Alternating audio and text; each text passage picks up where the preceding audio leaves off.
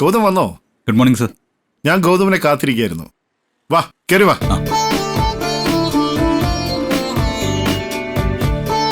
രാജി, ഇതാണ് ഗൗതം. നീ ആളെ ഇതിനു മുമ്പ് കണ്ടിട്ടുണ്ടോ? നിധി ടീച്ചറിന്റെ കല്യാണത്തിന് ഞാനും ഉണ്ടായിരുന്നു. അന്ന് കണ്ടതാ. കണ്ടില്ലേലും എന്താ, ഇവിടെ കൂടെ കൂടെ ചേട്ടൻ ഗൗതമിന്റെ കാര്യം പറയുന്നത് കേൾക്കാം. ഏത് ബിസിനസ് തുടങ്ങുമ്പോഴും ഗൗതം ആ റോൾ മോഡൽ എന്നാ പുള്ളി പറയാറ്. അങ്കിളെ, നിധി ടീച്ചറിനെ കൂടെ കൊണ്ടുവരാത്ത എന്താ? ഇതെന്റെ മോളാ ഗൗതം. മോളുടെ റോൾ മോഡൽ നിധി ടീച്ചറാ.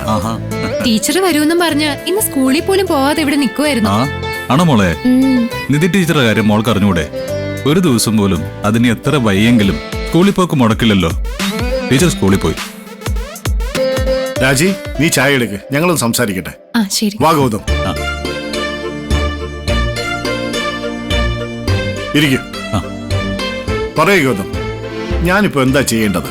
ഇപ്പോഴത്തെ എന്റെ സിറ്റുവേഷൻ വളരെ മോശമാണ് സർ. അത് ഞാൻ അറിഞ്ഞു. ഞാനിതിൽ എന്ത് ചെയ്യണമെന്ന് മാത്രം പറഞ്ഞാൽ മതി. അത് നിധി ടീച്ചറിനോടുള്ള ഈ കുടുംബത്തിന്റെ കടപ്പാട് കൂടിയാണ്. എനിക്ക് സാർ ഒരു സഹായം മാത്രം ചെയ്തു തന്നാൽ മതി. ഒരു ലോണിന് സാറിന് ഗ്യാരണ്ടി നിൽക്കണം. അക്കാര്യത്തിൽ ടെൻഷൻ വേണ്ട. നിധി ടീച്ചറിനെ കണ്ട കാര്യം ചേട്ടൻ ഇവിടെ വന്ന് പറഞ്ഞിരുന്നു. അപ്പൊ മുതൽ ടീച്ചറിനെ അങ്ങോട്ട് വിളിക്കണമെന്നും പറഞ്ഞ് ദേ ഇവിടെ കിടന്ന് ബഹളം വെക്കുന്നത്. ഗൗതം ധൈര്യമായിട്ടിരിക്കും. ചേട്ടൻ എന്ത് വേണമെങ്കിലും ചെയ്തുതരും. ദാ ചായ കുടിക്കും.